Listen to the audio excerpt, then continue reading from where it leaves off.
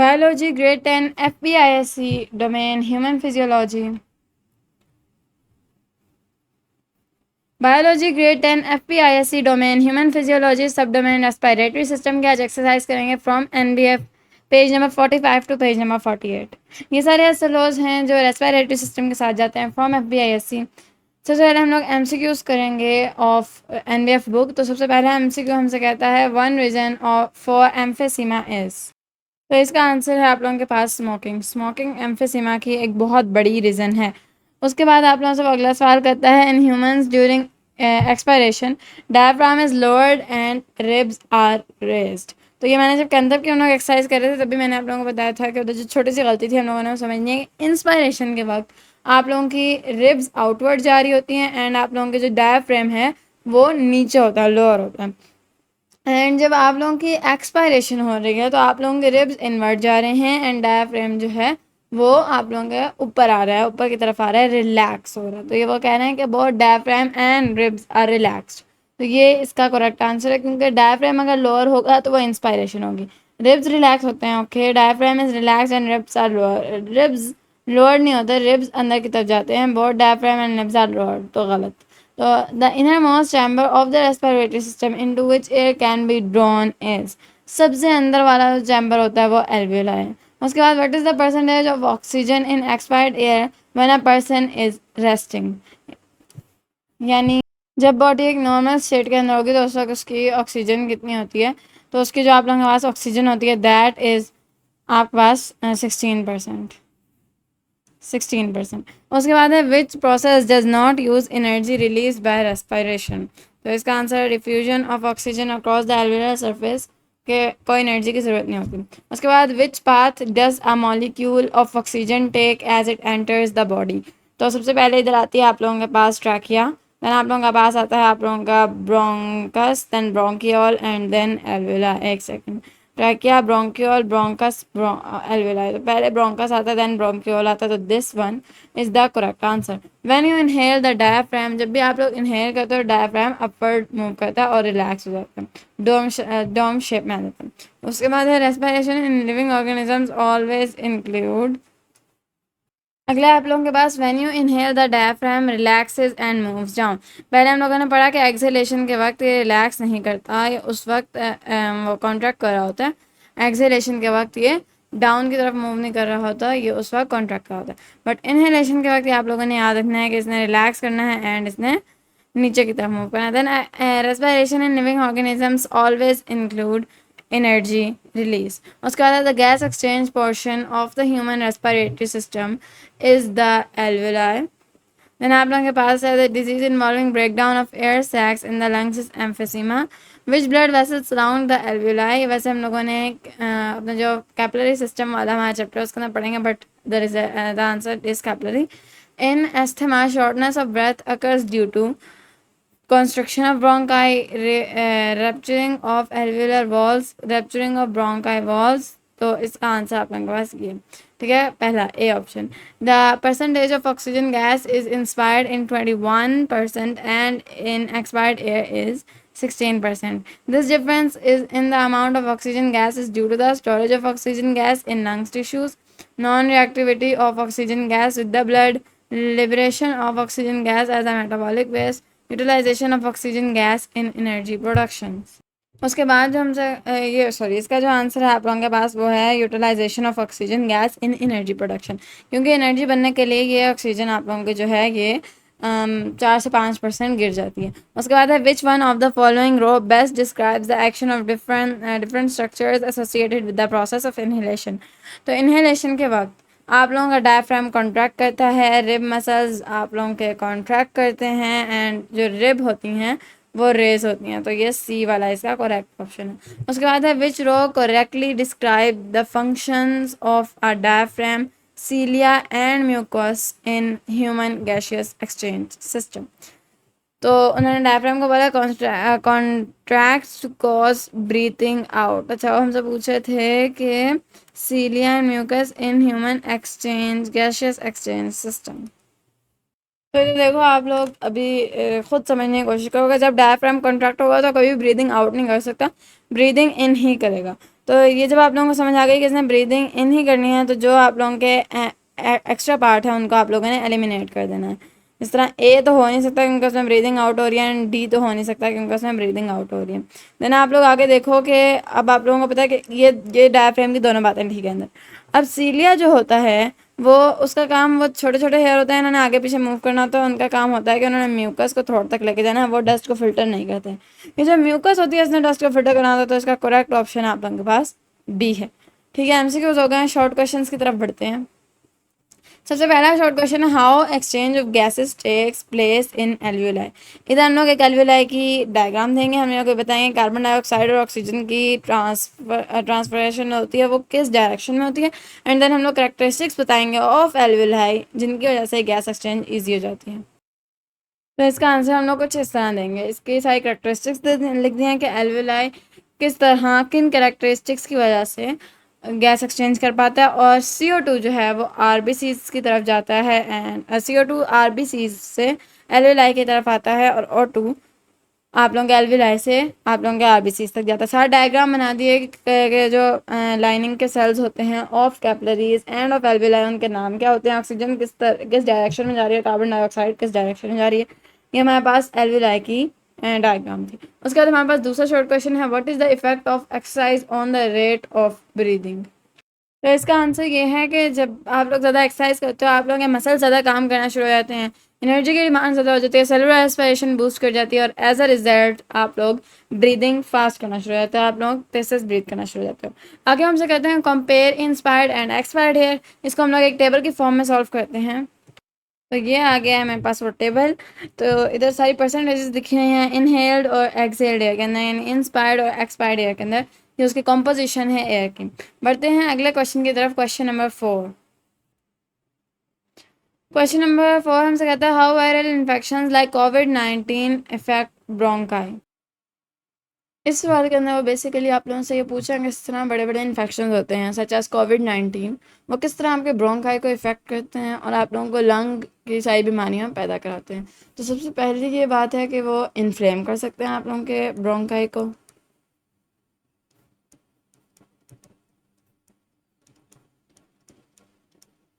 उसके बाद वो एक्सेस म्यूकस भी प्रोड्यूस करा सकते हैं।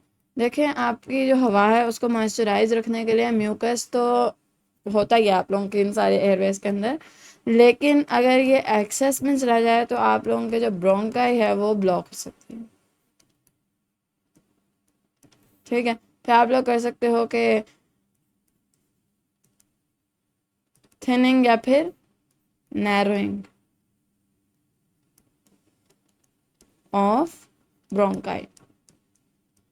और आखिर में ये कि सीलिया इन द ब्रोंकाई या वो जो हेयर लाइक छोटे छोटे स्ट्रक्चर होते हैं ना उनको ये डैमेज कर सकता है।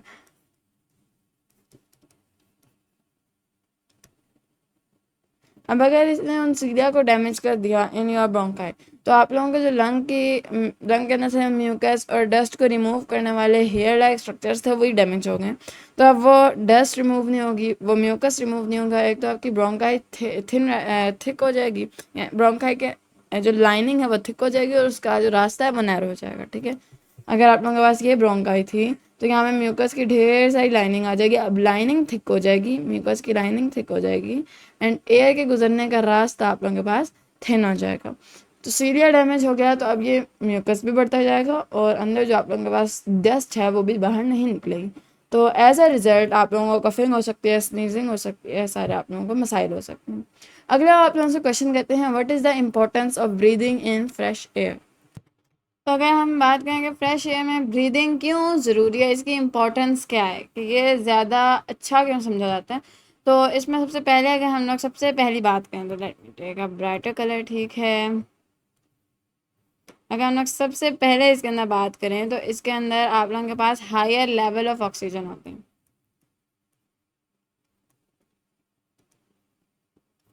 जितनी ज़्यादा आपकी बॉडी ऑक्सीजन इनहेल करेगी उतना ज़्यादा उसके लिए वो इफेक्टिव है, उतना ज़्यादा उसके लिए अच्छा है, क्योंकि उसको अपनी सेलुलर रेस्पिरेशन के लिए ऑक्सीजन की ज़रूरत है। तो हायर ऑक्सीजन लेवल, और इसके अंदर जो आप लोगों की डस्ट होती है, जो आप लोगों के एक्स्ट्रा पार्टिकल्स होते हैं जिनकी आपको ज़रूरत नहीं होती, उनके लेवल्स कम होते हैं।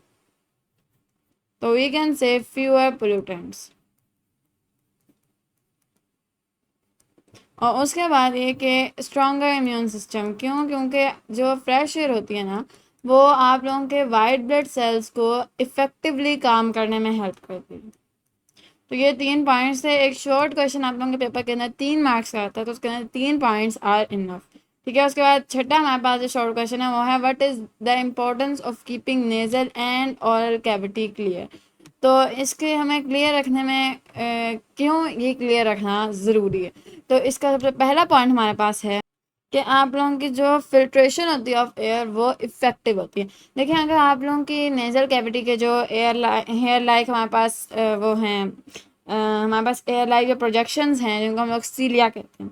ठीक है, अगर मैं यहाँ पे बना दूँ, ये फर्स्ट करो आप लोगों की नेज़ल कैविटी और यहाँ पे आप लोगों के सीलिया हैं, दोनों तरफ होते हैं। ठीक है, अब इन्होंने आप लोगों की डस्ट वगैरह ट्रैप करनी है। अब आप लोगों ने एक बार इन्हेलेशन की और उसके अंदर से इतने डस्ट पार्टिकल्स थे वो सारे इसने ट्रैप कर लिए। ठीक है, इसने यहाँ पे इन्हें ट्रैप कर लिया। अब इसे अगर क्लियर ना किया बॉडी ने इन एनी फॉर्म, ठीक है, म्यूकस को क्लियर ना किया इन एनी फॉर्म, ये आप लोग इसे म्यूकस कह सकते हो, ठीक है, आप लोग इसे कुछ भी और कहना चाहो वो भी कह सकते हो। तो इसे अगर उसने क्लियर अप ना किया तो आप लोगों के ये रास्ता आहिस्ता आहिस्ता ब्लॉक होता जाएगा। ठीक है, इसके अंदर फंसा जाएगा। और जो आप लोगों की एयर फिल्ट्रेशन है, क्योंकि ये वाले सीरिया अभी बिजी हैं तो एयर कम से कम फिल्टर होगी। तो अगर वो पूछ रहे हैं कि इसे हम लोगों ने नेजल कैविटी को क्लियर रखने का क्या इंपॉर्टेंस है, तो हम लोग यहाँ बोलेंगे कि इसे क्लियर रखने की वजह से फिल्ट्रेशन इफेक्टिव होती है। उसके बाद ये कि इससे इन्फेक्शंस बचते हैं, क्योंकि अगर किसी जगह बैक्टीरिया बैठे रहें तो वहाँ पे इन्फेक्शन हो जाते हैं। इसे अगर आप क्लियर करते रहोगे तो इन्फेक्शंस कम से कम होंगे। और उसके बाद ये कि जो आप लोग ब्रीदिंग कर रहे होते हो उसके बीच में कोई ऑब्स्ट्रक्शन नहीं होती, उसके बीच में कोई रुकावट नहीं होती। ठीक है, तो ये तीनों पॉइंट्स थे ऑफ क्वेश्चन नंबर 6। ठीक है, हम लोग अब अगला अपना शॉर्ट रिस्पॉन्स क्वेश्चन देखते हैं, क्वेश्चन नंबर 7। क्वेश्चन नंबर 7 के उसने बहुत बथेरे पार्ट्स दे दिए हैं। वो कह रहे हैं कि इन सबके दरमियान में आप लोगों ने डिफ्रेंशिएट करना है। हम लोग सबसे पहले अपना पार्ट नंबर ए सॉल्व करते हैं। इसके अंदर हमसे कह रहे हैं कि रेस्पिरेशन और ब्रीदिंग के अंदर डिफ्रेंशिएट करें। तो क्योंकि शॉर्ट क्वेश्चन हमारे पास 3 मार्क्स का होता है, अब हो सकता है वो आप लोगों को 3 पार्ट्स दे दें एक शॉर्ट क्वेश्चन के अंदर, हर एक मार्क का। बट आप लोग अपने आप को सबसे ज़्यादा सिक्योर करने के लिए कर सकते हो कि आप अराउंड 3 पॉइंट्स लिख दो, एक के नीचे, इसके नीचे 3 पॉइंट्स, इसके नीचे 3 पॉइंट्स। तो अभी हम लोग देखते हैं हम लोग कितना डिफ्रेंशिएट कर सकते हैं रेस्पिरेशन और ब्रीदिंग के दरमियान। तो सबसे पहले ये कि रेस्पिरेशन एक बायोकेमिकल प्रोसेस है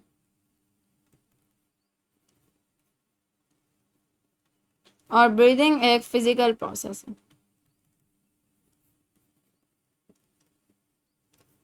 उसके बाद ये कि जो रेस्पिरेशन होता है इसमें आप लोग ग्लूकोज को ब्रेक डाउन करते हो टू फॉर्म एटीपी। और जो हमारे पास ब्रीदिंग है उसके अंदर inhalation of oxygen rich air and exhalation of CO2 rich air. ठीक है, उसके बाद जो हम लोग अगला पॉइंट कर सकते हैं वो ये कर सकते हैं कि जो रेस्पिरेशन होती है वो अकर्स इनसाइड सेल्स। ठीक है, और हमारे पास ब्रीदिंग कहाँ पे होती है, ये हमारे पास रेस्पिरेटरी ऑर्गन्स के अंदर होती है।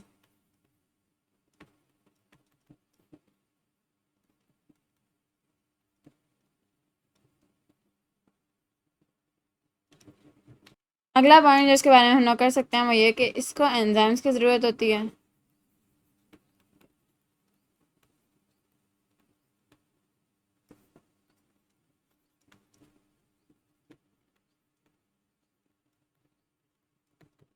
और इसको एंजाइम्स की कोई ज़रूरत नहीं होती। तो ये रेस्पिरेशन और ब्रीदिंग के अंदर फ़र्क हो गया। अगला हमारे पास जो पार्ट है हमसे कह रहे हैं कि रेस्पिरेशन और फोटोसिंथेसिस के दरमियान में फ़र्क करो। तो इसके अंदर हम लोग फ़र्क करेंगे तो इन दोनों की ज़बान में करेंगे। यानी पहले हम लोग रेस्पिरेशन को एक हम लोग कह रहे थे बायोकेमिकल प्रोसेस, और अब हम लोग इसे कहेंगे कैटाबॉलिक प्रोसेस। ये हैं दोनों, बट फोटोसिंथेसिस क्योंकि एक एनाबॉलिक प्रोसेस है तो हम लोग इसे एनाबॉलिक और इसे कैटाबॉलिक कहेंगे। पिछले में एक बायोकेमिकल था और एक फिजिकल था। ठीक है, तो ये एक एनाबॉलिक प्रोसेस है और ये एक कैटाबॉलिक प्रोसेस है। कैटाबॉलिक प्रोसेस का पता है ना, बड़े पार्टिकल्स को छोटे पार्टिकल्स में तोड़ना, और एनाबॉलिक का मतलब है छोटे पार्टिकल्स को बड़े पार्टिकल्स में तोड़ना। ठीक है, तो ये अब किस में होता है, अकर्स इन लिविंग सेल्स, ये लिविंग सेल्स के अंदर होता है, और वो हमारे पास होता है क्लोरोफिल कंटेनिंग सेल्स के अंदर।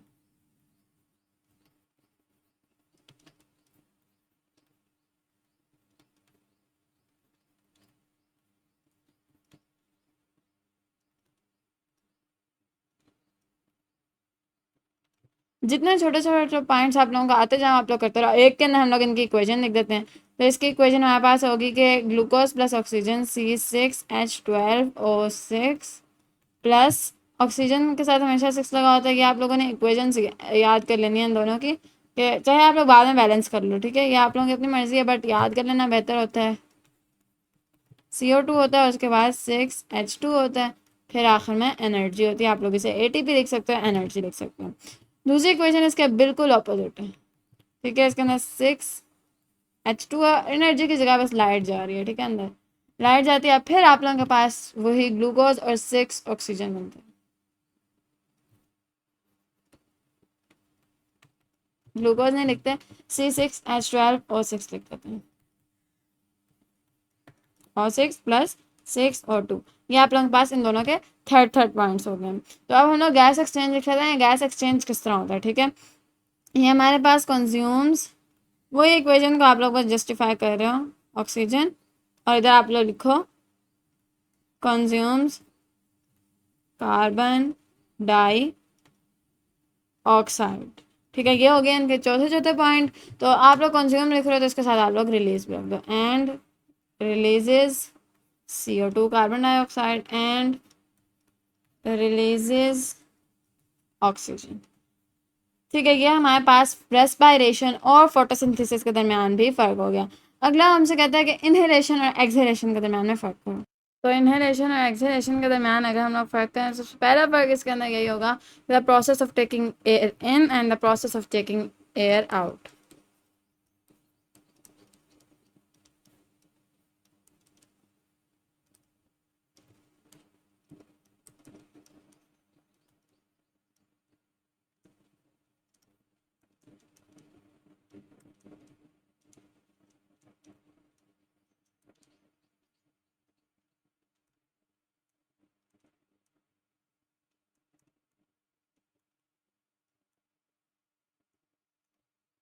ठीक है, अगर इनहेलेशन का हम लोग दूसरा या एक्सहेलेशन दोनों का दूसरा वर्क देखें, तो इसके अंदर हम लोग ये देखेंगे कि डायाफ्राम और रिब केज की मूवमेंट किस तरह होती है इसके अंदर। ठीक है, और फिर उसके बाद हम लोग ये भी देख सकते हैं कि लंग का प्रेशर किस तरह इंक्रीज और डिक्रीज करता है। इससे पहले हम लोग एक पॉइंट के अंदर डायाफ्राम देखते हैं। तो डायाफ्राम इनहेलेशन के वक्त डायाफ्राम कॉन्ट्रैक्ट करता है और फ्लैटन होता है। और आप ये भी लिख सकते हो कि ये डाउनवर्ड मूव करता है।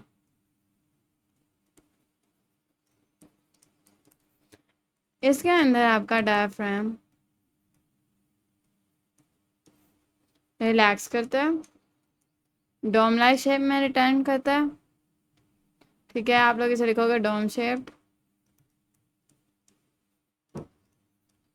And moves upward. उसके बाद इसका एक और पॉइंट हम लोग रिब केज का लिखेंगे कि रिब केज आप लोग इस तरह लिखोगे कि ये अपवर्ड और आउटवर्ड मूव करता है।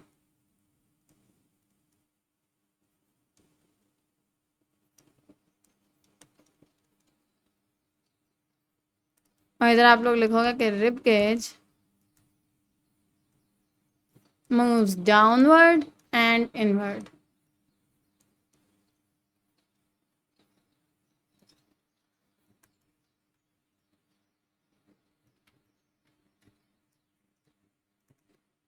ठीक है, आप लोगों का सी पार्ट हो गया इनहेलेशन और एक्सहेलेशन के दरम्यान में डिफरेंस। डी पार्ट है आप लोगों के पास कि स्मोकर और पैसिव स्मोकर के अंदर आप लोगों ने फ़र्क करना है। स्मोकर वो बंदा है जिसने रोज़ स्मोकिंग करनी है, एंड पैसिव स्मोकर को भी हम लोग समझ लेते हैं। तो स्मोकर के अंदर हम लोग पहला पॉइंट दे लिखेंगे कि जो स्मोकर है वो डायरेक्टली इनहेल करता है टबाको, और जो नॉन स्मोकर या पैसिव स्मोकर है वो involuntary breathe in second hand smoke from nearby smokers. मैं समझाती हूँ इसका मतलब क्या है। ये मैंने एक डेफिनेशन पढ़ी है इन दोनों की। स्मोकर वो बंदा है कि जो डायरेक्टली इनहेल कर रहा है, जो जानबूझ के इनहेल कर रहा है, ठीक है, आप लोगों के टबाकू। और पैसिव स्मोकर वो है जो आसपास का बंदा खड़ा है और वो इनवॉलंटरली उसे इनहेल कर रहा है, जो टबाको आप लोगों के एनवायरनमेंट में ऐड हो रही है, ठीक है। तो पैसिव स्मोकर के लिए भी ख़तरनाक है टबाको, और एक्टिव स्मोकर के लिए भी। तो दोनों को लिखते हैं,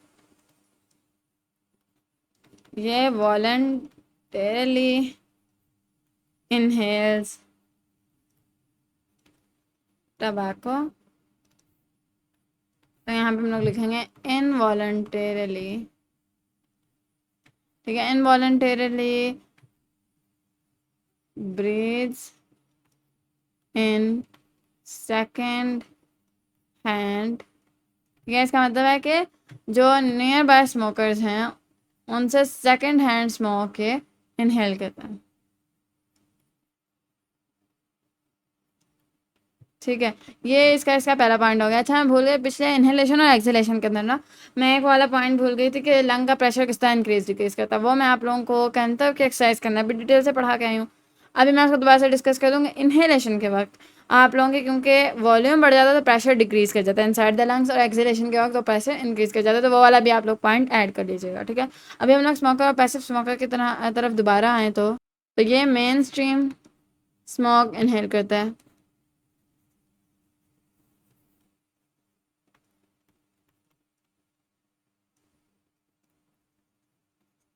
और वो साइड स्ट्रीम, यानी जो पैसिव स्मोकर है वो कम स्मोक इनहेल कर रहा है बट इनवॉलेंटरीली कर रहा है, क्योंकि एनवायरनमेंट में ऐड हो गई थी टबाको और वो उसने इनहेल कर ली जो पास पास उसके खड़ा है स्मोकर्स। लेकिन इसके भी रिस्क ज़्यादा हैं, तो आप लोगों ने स्मोकर्स के पास भी नहीं जाना और स्मोकिंग भी नहीं करनी, दोनों ही ख़तरनाक चीज़ें हैं। तो ये इनहेल्स साइड स्ट्रीम स्मोक, ठीक है। ये हो गया हमारे पास दूसरा पॉइंट। अब ये कि इसका जो होता है high exposure to tar tobacco ही का दूसरा नाम है, ठीक है। और ये जो है इसका लेस एक्सपोजर तो है, लेकिन ये आप लोगों ने ओवर थिंक नहीं करना कि इसके आप लोगों का ख़तरा कोई नहीं होगा, इसका भी हाई रिस्क होता है, high risk of lung diseases. किसी भी किस्म का लंग डिजीज, खासतौर पे अस्थमा हो सकता है, हाई रिस्क है पैसिव स्मोकर को भी, एक्टिव को भी और पैसिव को भी। पैसिव कोई बचा हुआ स्मोकर नहीं है, वो भी एक स्मोकर है, तो स्मोकर्स के पास जाने से भी अवॉइड करें। अगला पार्ट हमसे कह रहा है कि ब्रोंकाइटिस और नमोनिया दोनों में फ़र्क करो। तो जो ब्रोंकाइटिस होता है उसमें लाइनिंग ऑफ ब्रोंका इन्फ्लेम होती है, और नमोनिया में एयर सैक्स जो होते हैं वो इन्फ्लेम होते हैं। तो लिख देते हैं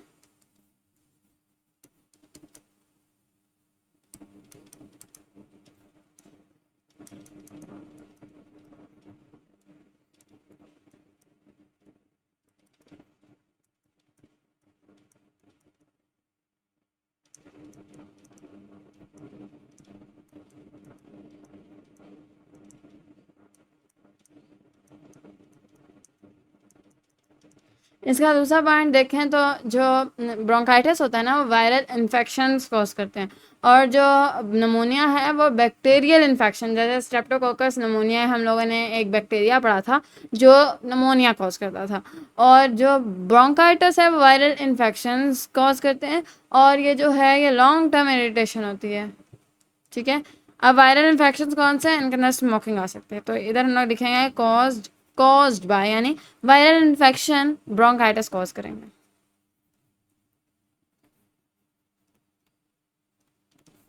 और यहाँ पे हम लोग लिखेंगे कॉज्ड बाय बैक्टीरियल इन्फेक्शन, और आप लोग उस बैक्टीरिया का नाम ज़रूर लिखें क्योंकि दैट इज इम्पोर्टेंट, ठीक है। क्या है? स्ट्रेप्टोकोकस न्यूमोनियाई, ठीक है। आई होप से मैंने ठीक लिखा, ठीक है। और एंड वायरसेस। वायरसेस भी नमूनिया कॉज करते हैं। ठीक है, इससे अगला जो है हम लोग लिखेंगे, जो पॉइंट लिखेंगे वो ये कि जो ब्रोंकाइटिस होता है ना, उसके अंदर म्यूकस थिक, उसकी थिक लेयर म्यूकस की बिल्डअप हो जाती होती है। और जो है वो नमूनिया में एल्वेलाई किस तरह इन्फ्लेम होते हैं, उनके अंदर पस फिल हो जाती है, उनके अंदर फ्लूइड फिल हो जाता है, dead white blood cells fill हो जाते हैं। तो ये वाली बात लिखते हैं कि किस तरह इन्फ्लेमेशन होती है। ठीक है, यहाँ पे थिक म्यूकल लेयर बिल्डअप, और यहाँ पे हम लोग लिखेंगे कि alveoli fills up with pus and fluid। ठीक है, ये आप लोगों के पास इसका तीसरा पॉइंट हो गया। ठीक है, और आप लोग फिर इसके वो लिख सकते हैं, सिम्टम्स लिख सकते हैं। ठीक है, कि इसके सिम्टम्स कौन कौन से होते हैं, वो भी आप लोग इसके कॉजेज, इफेक्ट, सिम्टम्स कुछ भी लिख सकते हो। लेकिन इंपॉर्टेंट मैंने आप लोगों को ये 4 पॉइंट्स सिम्टम्स इसके इंपॉर्टेंट होते हैं। ठीक है, इसका जो सिम्टम है, राइटिंग बहुत बुरी आ रही है बट इग्नोर, इसका जो सिम्टम है वो ये कि इसके अंदर आप लोगों के पास कफ होती है, वीजिंग होती है, और ये इसके मेन सिम्टम्स है, कफ और वीजिंग। और अगर आप लोग इसके सिम्टम्स देखो तो 1000 सिम्टम्स हो जाते हैं, क्योंकि कॉमन भी ज़्यादा है और ये होता भी रहता है। तो आप लोगों को इसके सारे सिम्टम्स पता चल जाते हैं, चेस्ट पेन, सब कुछ। चेस्ट पेन होता है, ठीक है, फीवर होता है, और आप लोगों को ब्रेथ भी आप लोगों की शॉर्टन हो सकती है इसकी वजह से, शॉर्टनेस ऑफ ब्रेथ भी हो सकती है। ठीक है, तो ब्रोंकाइटिस और नमूनिया के दरम्यान में फ़र्क हो गया। अगला जो हमसे पॉइंट दे रहे हैं एफ पार्ट, वो हमसे कह रहे हैं कि एरोबिक एंड एनएरोबिक रेस्पिरेशन के दरम्यान भी फ़र्क करें। ठीक है, तो यहाँ पे आप लोग लिखोगे requires oxygen occurs in absence of oxygen. ठीक है, दूसरा पॉइंट आप लोग इसका लिखोगे कि इसके अंदर कंप्लीट ब्रेक डाउन ऑफ आप लोगों के पास ग्लूकोज। ठीक है, और जो दूसरी है उसके अंदर incomplete break down of glucose.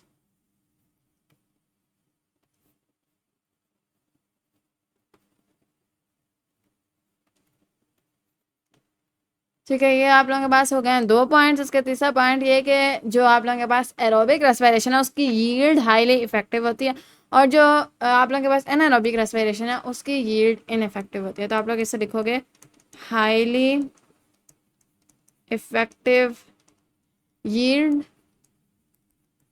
कैसे? क्योंकि 36 to 38 एटीपी मॉलिक्यूल्स बनाती है पर ग्लूकोज।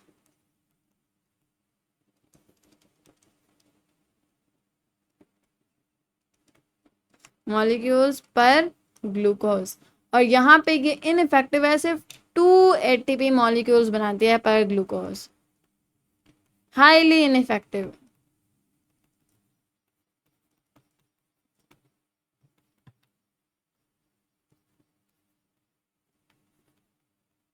पर ग्लूकोज। ठीक है, इसके बाद जो आप लोग एक पॉइंट लिख सकते हो, एक है इनका प्रोडक्ट्स क्या क्या हैं। तो इसका प्रोडक्ट आप लोगों के पास कार्बन डाइऑक्साइड है, वाटर है, ठीक है, और आप लोगों के पास एनर्जी है, एटीपी लिख सकते हो। और एनारोबिक रेस्पिरेशन का आप लोगों के पास जो प्रोडक्ट होता है वो इलेक्ट्रिक एसिड होता है, इथेनॉल हो सकता है, कार्बन डाइऑक्साइड होता है। तो आप लोग यहाँ पे लिखोगे लैक्टिक एसिड एंड इथेनॉल, ये दोनों इसके मेन प्रोडक्ट्स हैं। ठीक है, उसके बाद जो हमसे वो जी पार्ट कहता है, वो कह रहा है फेरिंग्स एंड लैरिंग्स के दरमियान में फ़र्क करें।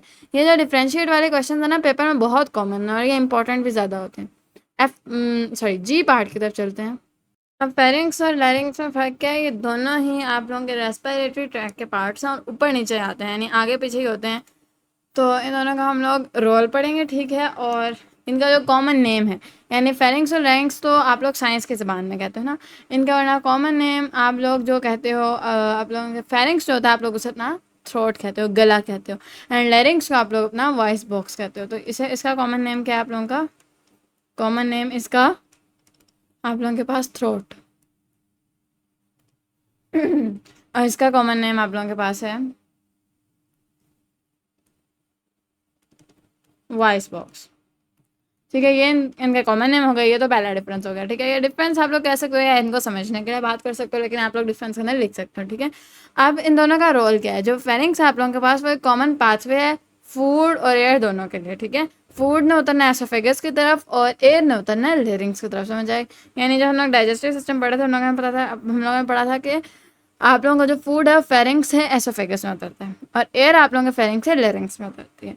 तो और जो लेरिंग्स होता है वो एयरवे के लिए बना हुआ है और जो फेरिंग्स है वो दोनों एयरवे और फूड दोनों के लिए। ठीक है, और लेरिंग्स का एक और काम यह है कि इसने साउंड प्रोड्यूस करनी है। तो हम लोग इसका रोल लिखते हैं, इसका रोल है common passage for food and air, और इसका पैसेज इसका रोल है पैसेज ऑफ एयर, या फिर आप लोग कह सकते हो सर्व्स एक्सक्लूसिवली फॉर एयर।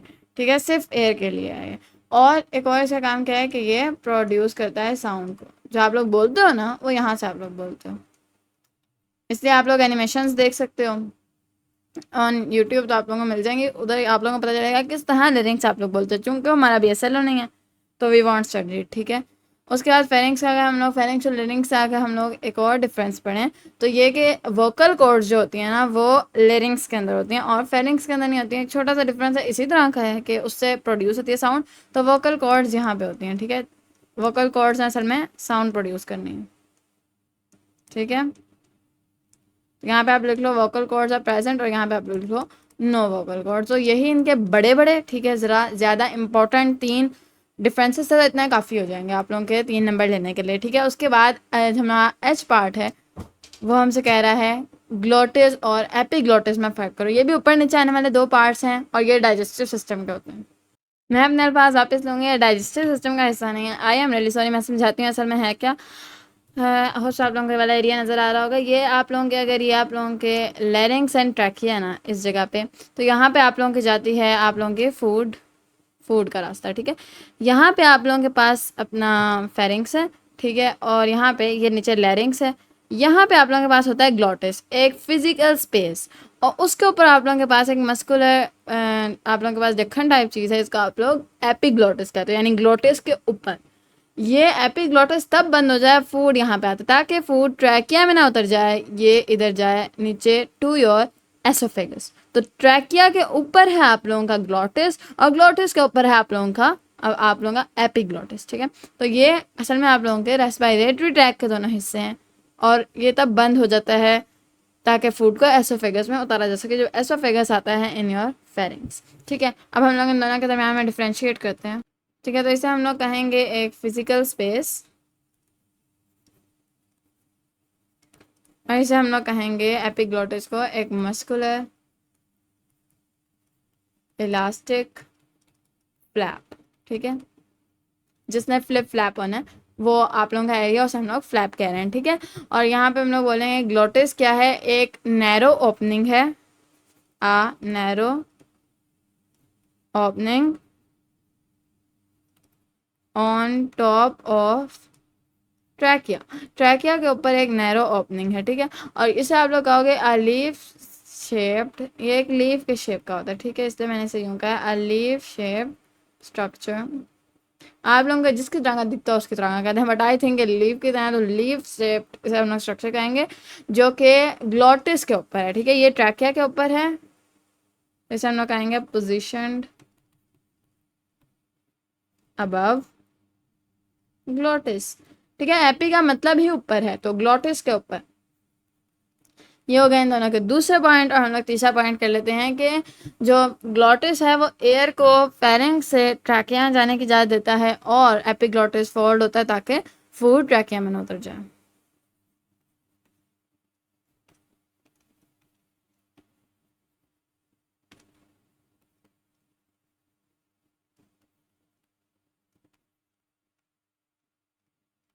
और यहाँ पे आप लिख लो कि ये जो है ये फोल्ड्स होता है ताकि ये फूड को फूड का एसोफेगस के बजाय ट्रैकिया में उतरने से रोक सके।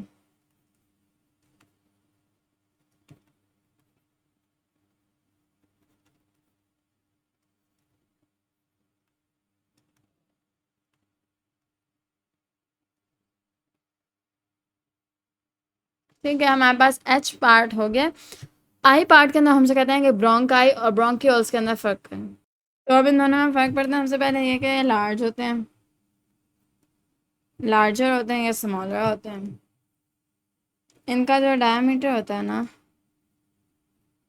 वो ग्रेटर देन 1 मिलीमीटर होता है। ये हम ख़राब हो गया, मिलीमीटर। और इसका जो डायमीटर होता है ये लेस देन 1 मिलीमीटर होता है, लेस देन 1 मिलीमीटर। ये हो गया इसका पहला पॉइंट कि एक स्मॉल है और एक बिग है। ठीक है, आप लोग इसे जो दूसरा पॉइंट आप लोग वो एक एक पॉइंट ये है कि ये कनेक्ट करता है, sorry, connects trachea trachea to lungs. ठीक है, और इसका आप लोग लिखोगे कनेक्ट्स ब्रोंकाई टू एल्वियोलाई। ठीक है, दूसरा पॉइंट हो गया। तीसरा मोस्ट इम्पॉर्टेंट पॉइंट कि it contains C shaped cartilages or it does not contain cartilages। ठीक है, ये हम लोगों ने फ़र्क कर दिया है ब्रोंकाई और ब्रोंकियोल्स के दरमियान। जे पार्ट हमसे कह रहा है कि एयर सैक्स एंड एल्वियोलाई के दरमियान में फ़र्क करो। अब ये दोनों वो टर्म्स हैं जिनको अक्सर एक ही चीज़ समझा जाता है, लेकिन ऐसी कोई बात नहीं है। ये एक लार्ज चैम्बर है, ठीक है, ये चैम्बर था। ठीक है, आगे है ग्रेप लाइक, ये ग्रेप लाइक होता है। और ये end of bronchioles, at the end of bronchioles होता है। ठीक है, तो फिर आप लोग कहोगे भाई एल्वियोलाई क्या है? एल्वियोलाई वो माइक्रोस्कोपिक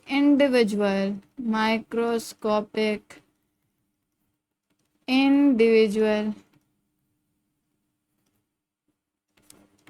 कप लाइक आप लोगों के पास वो पॉकेट्स हैं जो इस पूरे क्लस्टर को बनाती हैं।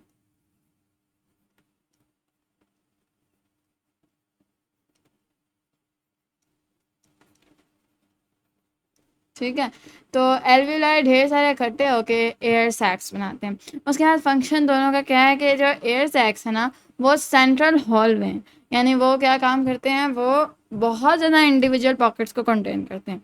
और एल्वियोलाई गैस एक्सचेंज की साइट है। एज सेंट्रल हॉल में जिसके अंदर ढेर सारे एल्वियोलाई हैं, और ये साइट फॉर गैस एक्सचेंज। ठीक है, ये हमारे पास हो गया दूसरा पॉइंट। और तीसरा पॉइंट हम लोग ये करेंगे कि सरफेस एरिया दोनों का कैसा है। तो जो एयर सैक्स है ना, उनका सरफेस एरिया रिलेटिवली स्मॉलर है। ठीक है, और जो एल्वियोलाई हैं वो massive surface area for fast gas diffusion provide करते हैं। यानी इनका अगर आप लोग रिलेटिव देखो ना, रिलेटिवली स्मॉलर है इनका सरफेस एरिया।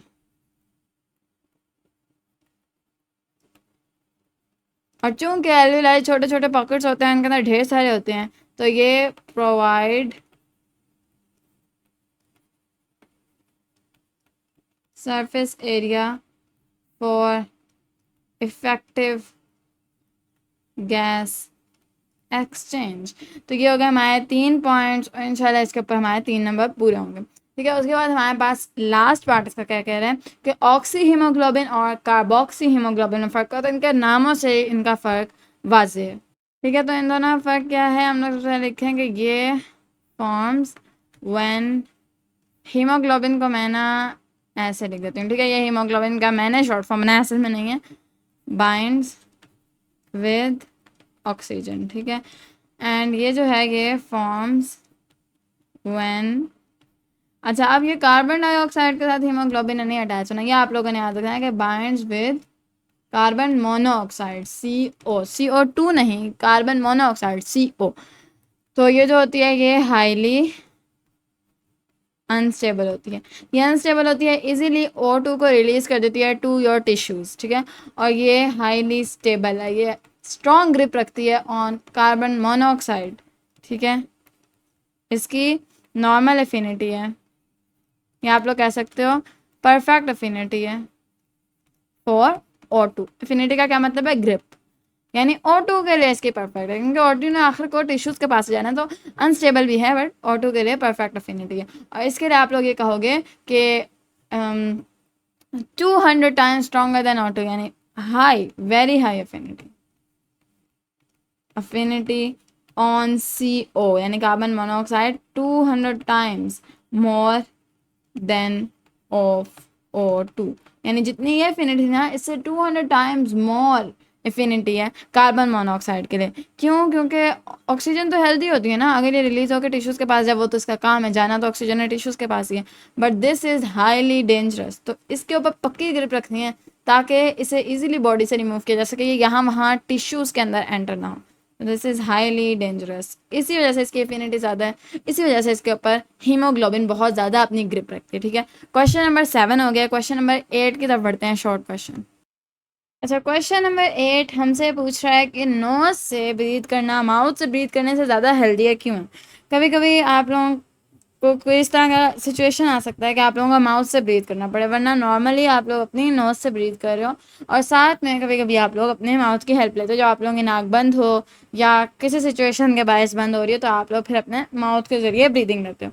ठीक है, क्योंकि आपकी बॉडी को ब्रीदिंग तो चाहिए। अब नोज से नहीं आएगी तो वो फिर आपका माउथ यूज़ करेगी, बट नोज से ज़्यादा हेल्दियर है, वो हमसे पूछ रहे हैं कि हेल्दियर ज़्यादा क्यों है। तो सबसे पहली बात जो मैं करना चाहूँगी वो ये कि नोज से फिल्ट्रेशन हो जाती है वहाँ पे, क्योंकि सीलियाँ हैं, आपके मुंह के अंदर सीलियाँ नहीं है। तो फिल्ट्रेशन का सबसे पहला हम लोग जो पॉइंट होगा वो देंगे कि फिल्ट्रेशन हो जाती है थ्रू योर नोज। सेकंड जो हम लोग पॉइंट देंगे वो हम लोग देंगे स्टेरिलाइजेशन का। ठीक है, स्टेरिलाइजेशन, ये क्या होता है कि जो आपके माउथ के अंदर की म्यूकस है ना, उसके अंदर कुछ एंटी बैक्टीरियल एंजाइम्स होते हैं जो बैक्टीरिया को, जो हार्मफुल बैक्टीरिया उनको किल करने में हेल्प करते हैं। तो ये आप लोगों के माउथ के अंदर तो म्यूकस होती नहीं, यानी वो वाली जो इधर चाहिए स्टेरिलाइजेशन के वक्त उसके अंदर वाले एंजाइम्स नहीं होते, तो इसलिए माउथ से जो आप लोग एयर इनहेल कर रहे हो वो इतनी ज़्यादा हेल्दियर नहीं है। इसके बाद हम लोग बात करेंगे, जो अगला पॉइंट हम लोग देंगे वो ये है कि मॉइस्चराइजेशन, कि जो आप लोगों का नोज है उसके अंदर की जो आप लोगों की म्यूकस है वो इनहेल्ड एयर को मॉइस्चराइज कर देती है, जबकि माउथ में ऐसा नहीं होता। और लास्ट जो हम लोग देंगे वो होगा टेम्परेचर रेगुलेशन। ठीक है, यानी जो आप लोगों की एयरवेज हैं, ठीक है, जिस तरह आप लोगों की नेजल कैविटी है, इसके अंदर बहुत ज़्यादा स्ट्रॉन्ग ब्लड कैपिलरीज का नेटवर्क होता है। ठीक है, और इसके अंदर आप लोगों का जो normal body temperature 37 degree centigrade, उसके अंदर आप लोगों के रेड ब्लड सेल्स फ्लो कर रहे हैं। अब अगर तो बहुत आप लोग ठंडी हवा इनहेल इन करते हो और वो आप लोगों के एयर पैसेज वे से गुजरती है, तो आप लोगों के एयर पैसेज वे को एक शॉक लगेगा। उस शॉक से बचने के लिए एयर कैपिलरीज जो हैं, ये सॉरी जो ब्लड कैपिलरीज हैं, ये उस एयर को नियर नॉर्मल जो बॉडी होती है उसे वार्म कर देती हैं। ठीक है, नियर बॉडी टेम्परेचर उसे वार्म कर देती हैं और आप लोगों के एयरवेज को शॉक लगने से बचाती हैं। माउथ में इस तरह की बात नहीं, आप लोग ठंडी हवा इनहेल करोगे तो आप लोगों को ठंड महसूस होगी, अगर आप लोग नाक से करोगे तो आप लोगों को वो ठंड महसूस नहीं होगी, क्योंकि आप लोगों की जो ब्लड कैपिलरीज हैं वो इस शॉक को प्रिवेंट करती हैं। जब हम लोग 9th अपना शॉर्ट क्वेश्चन देखें तो हमसे कह रहा है what are the conditions necessary for efficient gaseous exchange between organism and environment. ठीक है, तो यहाँ पे हम लोग ये सोचेंगे कौन कौन सी वो सारी करेक्टरिस्टिक थी जो एल्वियोलाई को एक बेस्ट गैसियस एक्सचेंज की साइट बनाती थी, और उसके बाद हमें समझ आएगी गैसियस एक्सचेंज के लिए कौन कौन सी चीज़ें ज़रूरी हैं। तो अगर हम लोग एल्वियोलाई पे गौर करें तो सबसे पहले उसका लार्ज सरफेस एरिया था। ठीक है, उसके बाद मॉइस्ट था। ठीक है, और आप लोग कहोगे large network of blood capillaries थी।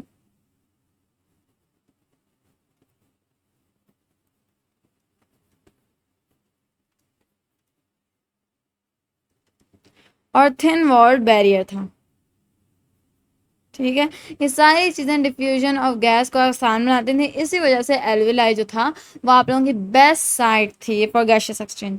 तो यही वो 4-5 बुनियादी पॉइंट्स हैं जिनके बाद आप लोगों के इन्वायरमेंट और ऑर्गेनिज्म के दरमियान जो गैसियस एक्सचेंज है वो इफेक्टिव हो सकता है। ठीक है, उसके बाद हम लोग अपने 10th शॉर्ट क्वेश्चन की तरफ चलते हैं। इस क्वेश्चन के अंदर हमें 2 डायग्राम्स देते हैं, ए एंड बी। अब फिर हमसे कहना है कि the 2 steps of breathing are shown in the given diagram, यानी एक के अंदर इनहेलेशन दिखाई जा रही है, एक के अंदर एक्सहेलेशन दिखाई जा रही है। Which of the given diagrams A और B shows the process of exhalation, support your answer with a reason. क्या आप लोगों को किस तरह समझ आया कि कौन सा जो पार्ट है वो एक्सहेलेशन शो कर रहा है? तो part number B exhalation show कर रहा है, और आप लोगों ने इसकी रीज़न ये नहीं देनी कि पहले इनहेलेशन होती है फिर एक्सहेलेशन होती है, ये तो उन्होंने बस डायग्राम्स दिए हैं, ठीक है। इसकी रीज़न क्या है कि आप लोगों को जो आप लोगों का डायाफ्रेम है वो डोम लाइक शेप में नज़र आ रहा है, वो रिलैक्स नज़र आ रहा है। रिब्स आप लोगों को अपनी रिलैक्स नज़र आ रही है, लंग्स आप लोगों को अपने कॉन्ट्रैक्टेड नज़र आ रहे हैं। तो इसका क्या मतलब है? ये सब कुछ तब होता है जब एक्सहेलेशन होती है, यानी एयर को पुश आउट किया जा रहा है फ्रॉम योर लंग्स। तो हम लोग सबसे पहले बोलेंगे डायाफ्रेम एंड रिब्स रिलैक्स्ड, और आगे आप लिख भी सकते हैं कि डोम लाइक शेप ऑफ डायाफ्राम। लिखना चाहें तो अच्छी बात है, ना भी लिखें तब भी ठीक है। ठीक है, ये आप लोगों ने पहला पॉइंट देना है। दूसरा पॉइंट देना है कि कॉन्ट्रैक्टेड ना लिखें आप लोग लिखें रिलैक्स्ड लंग्स, ठीक है, टू पुश एयर आउट। ठीक है, तो ये आप लोगों ने सपोर्ट किया विद अ रीजन आप अपने क्वेश्चन नंबर 10 के आंसर को। आगे बढ़ते हैं। क्वेश्चन नंबर 11 के अंदर हमसे कहना है describe the effects of cigarette smoking on the inner walls of trachea of human being. ये सवाल हमसे पूछा है कि असल में स्मोकिंग आपकी बॉडी के साथ करती क्या है कि इतना बड़ा वो डिजास्टर बनी हुई है। सिगरेट स्मोकिंग क्या इफेक्ट्स करती है आपके ट्रैकिया के इनर वॉल्स के साथ कि वो आप लोगों को इतने बड़े बड़े डिजीजेस कॉज करा सकती हैं। तो मैं आप लोगों को बताती हूँ। असल में सिगरेट्स के अंदर इस तरह के केमिकल्स होते हैं जो आप लोगों की जो सीलिया की वॉल्स के ऊपर जो सीलिया लगे हैं ना, जिन्होंने इन सारे डस्ट पार्टिकल्स को ट्रैप करना है। ठीक है, सीलिया का असल में काम डस्ट पार्टिकल्स को ट्रैप नहीं करना होता, सारी म्यूकस निकलती है और डस्ट पार्टिकल्स को ट्रैप करती है, सीलिया उस म्यूकस को वाइप अवे करते हैं। अब वो इन सीलिया को डिस्ट्रॉय कर देती है। ठीक है, सीलिया गायब। अब होता है कि बहुत ज़्यादा केमिकल्स एंटर हो गए through cigarette in your body. आपकी बॉडी के गॉबलेट सेल्स कहते हैं भाई ढेर सारा म्यूकस बना, इन सबको कैप्चर करना वरना आपकी बॉडी गई, क्योंकि बहुत ज़्यादा खतरनाक केमिकल्स हैं। तो आपकी बॉडी अब बहुत ज़्यादा थिक लाइनिंग ऑफ म्यूकस बनाती है दोनों साइड्स पे, ताकि इन सारों को वो जमा करे, पकड़े और बाहर निकाले। होता ये है, अब वो इन सारे केमिकल्स को पकड़ तो लेती है मगर सीलिया नहीं है कि वो इनको बाहर निकाले। तो म्यूकस की थिक लाइनिंग इतने ज़्यादा गंदे बैक्टीरियल केमिकल्स के साथ यहीं पे रह जाती है और ये बाहर निकल नहीं पाती है। ठीक है, अब ये बाहर नहीं निकल रही, यहाँ पे बहुत ज़्यादा इन्फेक्शन के चांसेस हो जाते हैं और अब आपकी बॉडी को सिग्नल्स मिलते हैं, इमरजेंसी सिग्नल्स, कि इस म्यूकस को यहाँ से बाहर निकालो। इसके अंदर इस तरह के केमिकल्स हैं कि अगर ये बाहर ना निकाले गए तो गए। तो आपकी बॉडी खांसना शुरू कर देती है। क्यों? ताकि इसको किसी तरह आपके ट्रैकिया से बाहर निकाला सके। कभी आपके ट्रैकिया से बाहर म्यूकस यूँ निकल सकती है खांसने से? नहीं, लेकिन आपकी बॉडी इसके अलावा और कुछ कर भी नहीं सकती। वो खांसती जाती है, ऐसी खांसी जिसे हम लोग कहते हैं स्मोकर्स कफ। ये आपकी बॉडी इसलिए कर रही है क्योंकि उससे वो म्यूकस तंग कर रही है। आपकी बॉडी नहीं चाहती है म्यूकस यहाँ रहे वरना इन्फेक्शन हो जाएगा। आप फिर भी नहीं मानते और सिगरेट पीते हो और सिगरेट पीते हो और म्यूकस की थिक लाइनिंग और म्यूकस की थिक लाइनिंग, सीलिया डैमेज होते जा रहे हैं। अब क्या होगा और क्या हो सकता है? आप लोगों की डस्ट आप लोगों के लंग्स के अंदर फंस जाएगी, लंग कैंसर होगा, अस्थमा होगा, हर तरह की बीमारी होगी। तो इसीलिए कहा जाता है सिगरेट स्मोकिंग से गुरेज करें। This is a disaster for your body. Question number 12। ये क्वेश्चन हमें दो डायग्राम देता है और कह रहा है कि percentage of gases in inspired and expired air, ये आप लोगों को दिखा रहा है।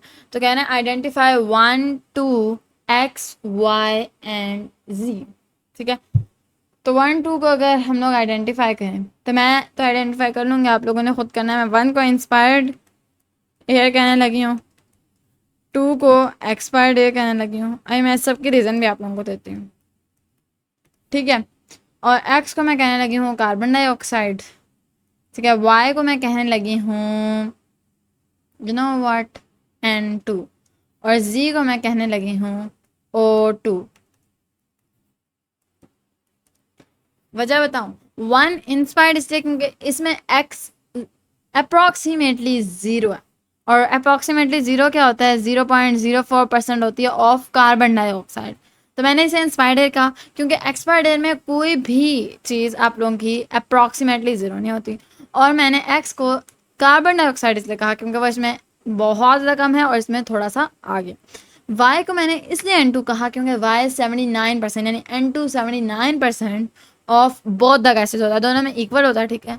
जी और एक्स चेंज होता है, बट वाई यानी नाइट्रोजन की मिकदार दोनों में 79% होती है। सबसे ज़्यादा आप लोग नाइट्रोजन इनहेल करते हो और आप उसी के बराबर एक्सहेल करते हो उसे यूज़ के बगैर।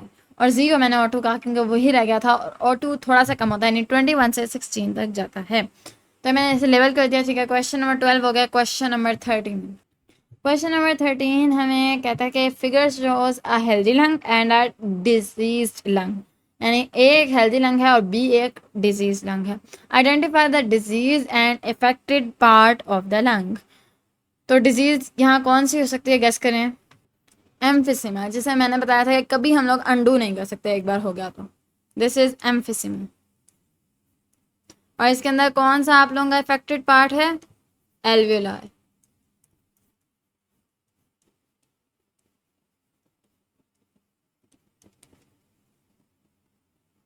ठीक है। अब हमें वो बी पार्ट के अंदर कहता है कि how the part B show structure variation from part A. तो पार्ट ए के अंदर नॉर्मल थे, मैं यहाँ पे लिख देती हूँ, part A is equal to normal alveoli, और पार्ट बी के अंदर डिस्ट्रॉयड एल्वियोलाई। ठीक है, यही है आप लोगों के पास स्ट्रक्चरल वेरिएशन। अब उसके अंदर गैस हर तरफ फैल गई है, इसके अंदर गैस की एक प्रॉपर एक्सचेंज हो रहा है, ठीक है। सी के अंदर कह रहे हैं right any 2 symptoms of this disease. तो एम्फिसीमा के कोई से 2 सिम्टम। तो इसका एक जो बहुत कॉमन है वो है शॉर्टनेस ऑफ ब्रेथ, यानी आपको सांस की कमी महसूस होती है।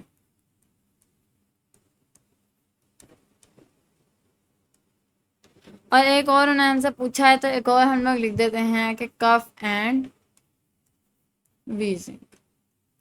ठीक है, ये वाला क्वेश्चन भी हो गया। क्वेश्चन नंबर 14, ये क्वेश्चन हमसे कह रहा है कि the diagram show structural and functional unit of lungs. ठीक है, आइडेंटिफाई स्ट्रक्चर जी। तो structure G is alveoli. B में वो कह रहा है name the gases X and Y. तो एक्स इज इक्वल टू, उन्होंने कलर आप लोगों का चेंज किया है, बट जो गैस आप लोगों की रेड ब्लड सेल्स एल्वियोलाई के अंदर एंटर होती है वो CO2 होती है। नॉर्मली CO2 का कलर एरोस के अंदर रेड रखा जाता है, बट आई थिंक उन्होंने कंफ्यूज करने के लिए इसे ब्लू कर दिया। एंड वाई इज O2, जो आप लोगों के एल्वियोलाई से आप लोगों के रेड ब्लड सेल्स के अंदर जाएगी वो वाई होगी। या तो इनसे एरोस ख़राब हो गए हैं, इन्होंने यहाँ पे यूँ बनाना था, बट इन्होंने जैसे बनाया मैं वैसे ही आंसर करूँगी। बट नॉर्मली जो आप लोग ऑक्सीजन होती है ना उसे ब्लू से दिखाते होते हो, और कार्बन डाइऑक्साइड का आप लोग रेड से दिखाते हो। अच्छा, सी के अंदर हमसे कह रहा है what is the name of blood which is living at point ई। तो अब चूंकि यूँ उन्होंने एरोस बनाई है ना, तो हम लोग इसे बोलेंगे अपने पास ऑक्सीजनेटेड ब्लड, क्योंकि इसके अंदर ऑक्सीजन एंटर हो गई।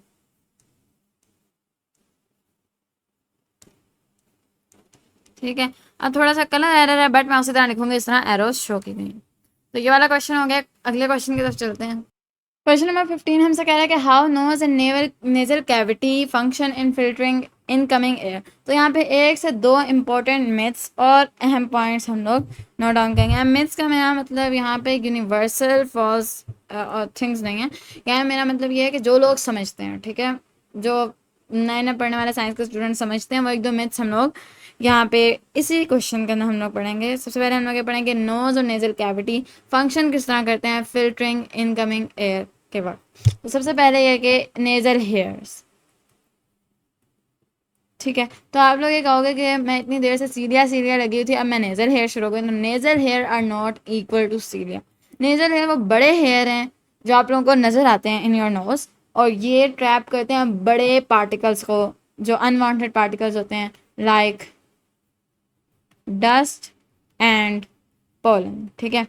और cilia is different from nasal hair. तो सीलिया क्या करते हैं हम लोग पढ़ते हैं, सबसे पहले हम लोग पढ़ेंगे म्यूकल लाइनिंग, क्योंकि हम सब पढ़ेंगे किस तरह नोज और नेजल कैविटी प्रिवेंट करते हैं, फिल्टर करते हैं इनकमिंग एयर को। तो जो आप लोगों के म्यूकल लाइनिंग है, ये आप लोगों के गॉबलेट सेल्स कॉन्टिन्यूसली म्यूकस जो है वो प्रोड्यूस करें, और आप लोगों की जो नेजल कैविटी की आप लोगों की जो वॉल्स हैं उनको लाइन करें विद म्यूकस। तो आप लोगों के जो भी छोटे पार्टिकल्स आते हैं, unwanted particles like bacteria, harmful side disease, viruses, तो इन सबको वो ट्रैप कर लेते हैं और ट्रैप करने के बाद आप लोग कहोगे कि म्यूकस जाता कहाँ है, ठीक है। अब देखो कुछ म्यूकस आपकी थ्रू नोज आप लोगों के बाहर आ जाता है, बट सारा म्यूकस बाहर नहीं आता क्योंकि कॉन्टिन्यूसली आप लोगों के गॉबलेट सेल्स म्यूकस सिक्रेट करें और कॉन्टिन्यूसली आप लोग इनहेल एक्सेल करें, तो डस्ट पार्टिकल्स तो ट्रैप हो रहे हैं। तो फिर होता क्या है कि जो छोटे छोटे पार्टिकल्स हैं, छोटे छोटे हेयर लाइक स्ट्रक्चर्स हैं सीलिया के, ये क्या करते हैं, ये पुश करते हैं दैट म्यूकस टू कहाँ, आप लोगों के फेरिंग्स।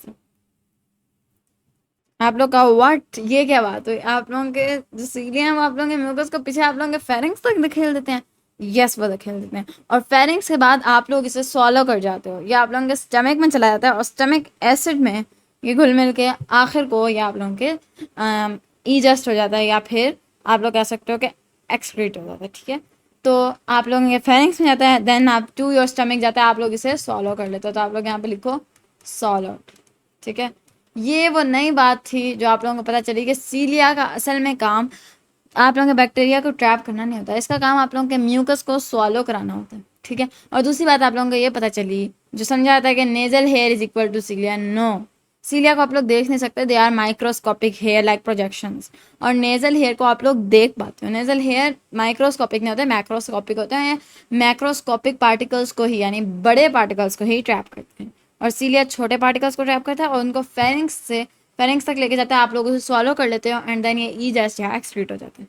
म्यूकल लाइनिंग का काम समझ आ गया, इसने बैक्टीरिया उन सबको ट्रैप करना है और सीलिया इस म्यूकस को पीछे धकेलेगा, ठीक है। क्वेश्चन नंबर 16 हमसे कह रहा है what is the role of pharynx in human respiration.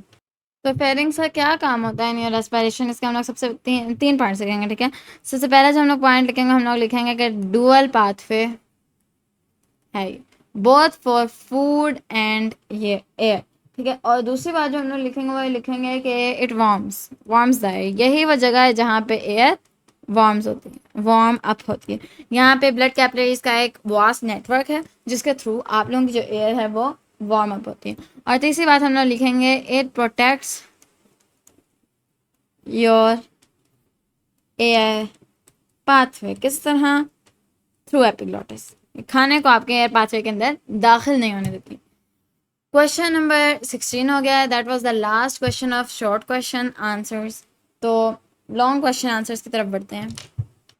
अच्छा, ये वाला अब हमारे लॉन्ग क्वेश्चन शुरू हो गए। सबसे पहले लॉन्ग क्वेश्चन हमसे कह रहा है कि structure of respiratory system describe करो। तो हम लोगों ने नोज से लेके टू आवर लंग्स सब कुछ डिस्क्राइब करना है, जो मैं अपनी कंथप के एक्सरसाइज के अंदर भी डिटेल से डिस्क्राइब कर चुकी हूँ, अपने वन शॉट लेक्चर के अंदर भी कर चुकी हूँ, इसके अंदर भी करूँगी, बट सब कुछ मैं लिखूँगी नहीं, मैं जस्ट वहाँ से कॉपी पेस्ट करूँगी आंसर एंड बस आप लोगों को जल्दी जल्दी ओवरव्यू दूँगी। तो मैं जल्दी जल्दी बस आप लोगों को डिस्क्राइब करूँ, जो जो इंपॉर्टेंट डायग्राम्स होंगे इसके साथ वो मैंने बना दी हैं, ठीक है। सबसे पहले हम लोगों ने नोज से लंग्स तक एक डायग्राम बना दिया, ठीक है। नोज हम लोगों ने बता दिया कि जो हमारा एक्सटर्नल ओपनिंग है टू नेजल कैविटी, वो है नेजल कैविटी का काम क्या है, इसने फिल्टर करना और मॉइस्चराइज करना है एयर को। Pharynx common passage for air and food है, और आप लोग ये भी बता दो कि फेरिंग्स के अंदर एयर वार्म अप होती है। एपिग्लोटिस वो ढक्कन टाइप चीज़ है या वो लीफ शेप्ड चीज़ है जिसने फूड को प्रिवेंट करना है ताकि वो ट्रैकिया में एंटर ना हो जाए। लेरिंग्स आपका वॉइस बॉक्स है। ट्रैकिया जो है वो आप लोगों की लेरिंग से लंग्स तक एक एयर वे, ठीक है। और इसके अंदर सर्कुलर कार्टिलेजेस होते हैं, याद रखना है। ब्रोंकाई के अंदर भी सर्कुलर कार्टिलेजेस होते हैं, और ये जो होता है ये ज़रा बड़े साइज़ में होता है। Its diameter is greater than 1 millimetre, और ये दो में डिवाइड हो जाता है, जो लंग्स दोनों लंग्स के अंदर एयर को पहुंचा देता है। ब्रोंकियोल्स का जो डायमीटर है वो लेस देन 1 मिलीमीटर है, इससे सरफेस एरिया ऑफ ब्रोंकाई बढ़ जाता है, ठीक है, और नैरो एंड नैरो होता जाता है, ठीक है। आगे ये एल्वोलाई के साथ आप लोगों के पास डायग्राम है, alveoli side for gaseous exchange है, ये साथ जिसकी डायग्राम है वेरी वेरी वेरी इंपॉर्टेंट है, ठीक है। O2 ब्लड के अंदर एंटर होता है, CO2 एग्जिट होता है। इस सब की डिटेल के साइज से पढ़ने के लिए वन शॉट लेक्चर देखो या फिर अलग अलग जो मैंने लेक्चर्स बनाए वो देखना पड़ेगा। लंग्स मैंने पढ़ा दिया, लेफ्ट एंड राइट लंग, दो लंग है हमारे पास, ठीक है। आप लोगों का heart normally on your left side है, ठीक है। तो लेफ्ट साइड ऑफ लेफ्ट जो लंग है वो छोटा होगा अगर आप लोगों का हार्ट लेफ्ट साइड पे, और अगर आप लोगों का हार्ट राइट साइड पर तो फिर राइट लंग छोटा होगा। वहाँ पे आप लोगों की एक हार्ट नॉच बनी होगी, आप लोग कह सकते हो कार्डियक नॉच बनी होगी, ठीक है। फिर जो लंग्स है वो एरिया ज़्यादा बड़ा कर देता है फॉर गैशियस एक्सचेंज। इसकी मेम्ब्रेन है प्लूरा मेम्ब्रेन, प्रोटेक्टिव मेम्ब्रेन है, ठीक है। फिर इंटरकोस्टल मसल्स है। अच्छा, प्लूरा मेम्ब्रेन के दरमियान में इंटरप्लूरल स्पेस भी है जहाँ पे एक फ्लूइड फिल्ड होता है, ठीक है। उसके बाद इंटरकोस्टल मसल्स फिर रिब्स की बात हो गई कि रिब्स बोन्स हैं जो प्रोटेक्ट करती हैं लंग्स और हार्ट को। डायफ्राम की बात हो गई कि एक डोम शेप्ड मसल है जो इनहेलेशन और एक्सहेलेशन में हेल्प आउट करता है। लॉन्ग क्वेश्चन नंबर 2 की तरफ बढ़ते हैं। अच्छा, क्वेश्चन नंबर 2 हमसे कह रहा है define breathing, right the mechanism of breathing. अब ब्रीदिंग सबको पता है क्या होता है, सांस लेना, बट जब हमसे कोई कहता है कि डिफाइन करो, इसका मतलब हम लोगों ने कम से कम 3 पॉइंट्स देने हैं, और यहाँ पे अक्सर स्टूडेंट्स फंस जाते हैं। तो इसकी एक प्रॉपर डेफिनेशन हमें याद होनी चाहिए ब्रीदिंग की, ठीक है। इसके ऊपर ना ज़्यादा ध्यान दिया जाता है from teachers and not even from students. तो इसके तीनों पॉइंट्स आप लोगों ने याद करना। सबसे पहले ये कि it is a physical process of taking air in and out, taking air in and out, ठीक है। दूसरी बात ये आप लोगों ने करनी है कि it depends on pressure gradient formed by lungs.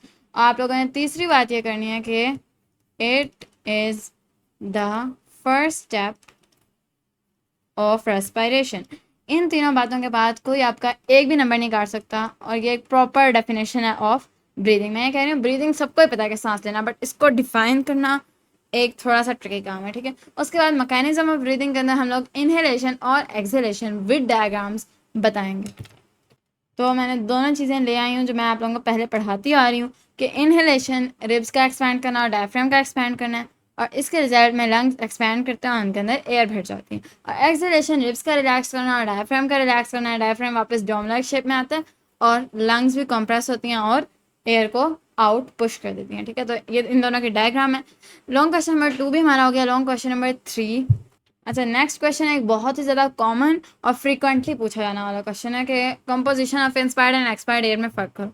तो मैंने दोनों लिख दिया इन टेबल फॉर्म, ठीक है। बहुत बार कर चुके हैं और ये बिल्कुल भी भूल नहीं चाहिए कि ऑक्सीजन इनहेल होती है 21%, एक्सहेल होती है 16%, कार्बन डाइऑक्साइड इनहेल होती है 0.04% और एक्सहेल होती है 4%। नाइट्रोजन जितने परसेंट में इनहेल होती है उतने परसेंट में एक्सहेल होती है, दैट इज 79%।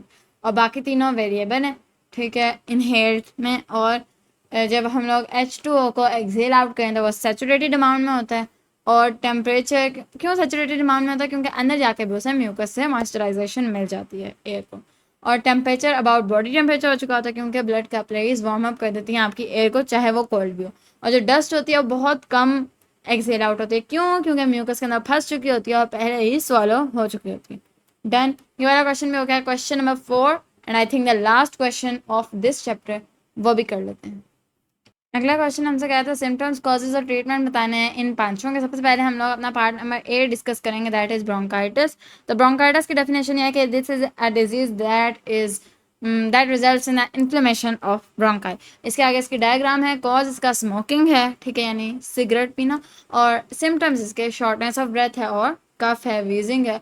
और ट्रीटमेंट्स इसकी बता दी गई हैं। स्टॉप स्मोकिंग सबसे पहली बात, टेक रेस्ट, एंटीबायोटिक्स यानी प्लेंटी ऑफ फ्लूइड लेना, और इनहेलर जो आप लोगों को रिलैक्स करता है, ठीक है। उसके बाद अपने पार्ट नंबर बी की तरफ चलते हैं, एम्फिसीमा।